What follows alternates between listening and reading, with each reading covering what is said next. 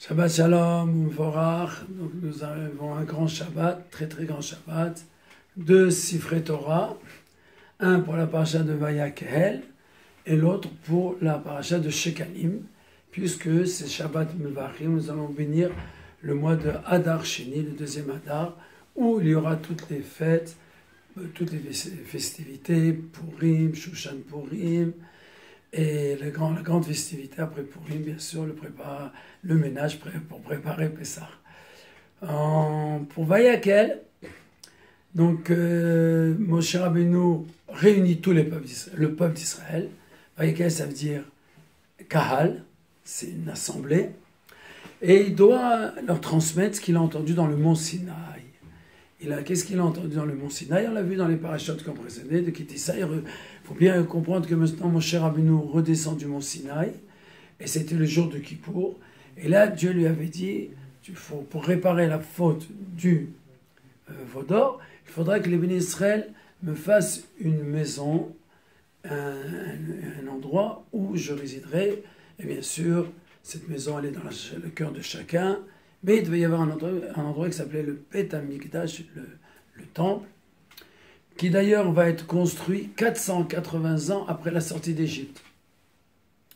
Et pendant les 440 ans, c'est-à-dire il y a eu 40 ans de la traversée du désert, et pendant 440 ans où le temple n'était pas encore là, il y avait le Mishkan, à Shiloh, à Nov, à Givon. Donc c'était l'endroit où le Mishkan a résidé. Mais une maison fixe, c'était après, 440 ans après. Maintenant, on voit que pour transmettre la mitzvah de la construction du Beth Amikdash, Moshe n'a pas fait comme il a fait pour toutes les autres commandements. Et Vayakhel Moshe de Kol Adat Israël, il a pris toute l'assemblée d'Israël entièrement. Ce n'était pas comme les autres mitzvot où nos sages nous disent comment ça se passait. D'abord, Moshe Rabbeinu enseignait à Aaron. Et après, il enseignait aux enfants d'Aaron. Après, il enseignait aux Nessim, à tous les princes. Et seulement après, il enseignait à tous les juifs. Là, c'était Vayakhel, tout le monde ensemble par rapport à l'importance de la mitzvah. Mais voilà que Vayakhel Moshe à Kol Adat Ben Israël, et qu'est-ce qu'il nous enseigne? Avant de nous enseigner la mitzvah de réunir tous les juifs, il nous demande de faire attention au jour de Shabbat. Sheshet yamim ta'aseh melacha, ubayom hashvi Shabbat, ubayom hashvi yeh lachem kodesh Shabbat l'Shabbatin, Hashem koseh melacha yomad. Donc la Torah nous demande, voici les choses que vous devez faire, et les devarim asher siva Hashem la'asot otam, de les faire. Et après qu'il nous a enseigné le jour de Shabbat, il nous donne l'enseignement pour comment faire le Mishkan. Alors, Rashi demande pourquoi avoir devancé Rashi, pour nous dire qu'en réalité, on ne devait pas, pour la construction du temple, se permettre de transgresser Shabbat. Bon, là, je voudrais revenir sur deux questions qu'il y a sur le texte. C'est premièrement, ça, on le savait déjà dans la parasha de Kitissa. Quand on regarde dans la parasha de Kitissa, à la fin de la parasha de Kitissa, la Torah nous dit Vayomer, au milieu, c'est-à-dire après que la Torah nous a dit comment faire toute l'huile, l'onction, toutes les dernières choses du Mishkan, c'est dans l'ordre que Dieu donne à Moshe Rabbeinu, Vayomer Hashem Moshe, et Shabbatotai tishmou, seulement mes Shabbats vous garderez. Donc ça veut dire, on le savait déjà, d'un côté, parce qu'Archie nous dit pourquoi nous rappeler Shabbat, pour nous dire ne pas transgresser le jour de Shabbat ou la construction du Mishkan. Et deuxièmement, deuxième question qu'on peut se poser, c'est Vayakhel Moshe de Kol Adat Ben Israël, Vayomer Aleim leur a dit, et les Advam Shasef Hashem Lasot, c'est les choses que Dieu a demandé de faire. Et quelques versets après, il dit Vayomer Hashem Moshe de Kol Adat, et Dieu il a dit à toute l'assemblée d'Israël, voici les lois du Mishkan. Alors a priori, puisqu'il a réuni tout le monde pour enseigner ces deux lois, on aurait eu un seul Vayomer, et il a dit une seule fois, il aurait inclus les deux lois. Pourquoi avoir eu besoin de dire Vayomer deux fois, comme si c'était deux choses différentes, dans ce cas-là, dans cette réunion, que Dieu a voulu réunir tous les Juifs. Alors le Rabbi, il explique dans la Sikha, qu'en réalité, ici, Moshe Rabbeinu, il se présente au peuple d'Israël, il va leur demander de ne pas transgresser pour la maison de Dieu le jour de Shabbat.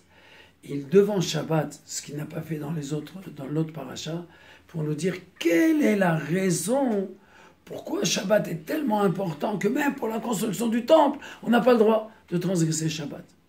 Et là, il apparaît, il nous dit Asher Tzeva Hashem la asot, ce que Dieu nous a demandé de faire. Et donc, il parle du Shabbat qui est mentionné dans les 10 commandements. Dans les 10 commandements, il y a eu la parole de Dieu. Les Juifs ont entendu les 10 commandements d'une seule fois, d'une seule parole. Et après, Akadosh Baruch Hu, il a répété les 10 paroles. Les 2 premières, c'était Dieu lui-même qui les a répétées. Et les 8 autres, c'était avec Moshe Rabbeinu. Donc ça veut dire que le Shabbat qui fait partie des 10 commandements, c'est une base essentielle dans le judaïsme. Et c'est pour ça qu'avant de construire une maison à Dieu, Dieu nous rappelle le Shabbat et nous dit, quelle est la raison que lorsque même tu construis une maison pour Dieu, tu dois faire attention de ne pas transgresser Shabbat. Et ça mérite une parole à part entière. Et c'est pour ça que le verset nous dit, Asher Tzeva Hashem, la asot pour faire. Et dans les 10 commandements, on parle du Shabbat dans son aspect chiyuvi, c'est-à-dire dans ce aspect où il faut faire des choses. L'honneur de Shabbat. Pas dans son aspect ou des interdits de Shabbat. Dans Shabbat, il y a 2 choses. Il y a ce qui nous intéresse, ce qui nous a interdit et ce qui nous est demandé. Et demander, c'est de faire un vrai Shabbat, d'être joyeux, d'avoir bitachon, de faire une fête. Et quand on rentre Shabbat dans cet esprit-là, ça c'est vraiment le Mishkan, c'est vraiment le Mishkan qui est là. Et pour cela, ça tombe très très bien avec la parashat Shkalim. Parce que la parashat Shkalim, c'est justement le demi-shekel que tous les Juifs devaient donner pour la construction du Mishkan, pour acquérir ces fameux Adanim, ces fameux socles, où tous les Juifs étaient unis. Et ça, c'est un petit peu le jour de Shabbat. On est tous unis. On fait une seule chose. Dans la semaine, on court à droite, à gauche. Shabbat arrive, on est à la maison. On fait un Shabbat, un repas ensemble. Combien de fois, toute la semaine, ça peut arriver qu'on ne mange pas ensemble. Un mange, il doit travailler, l'autre, il doit aller à l'école, et l'autre, il doit faire ça. Shabbat arrive, on est tous ensemble.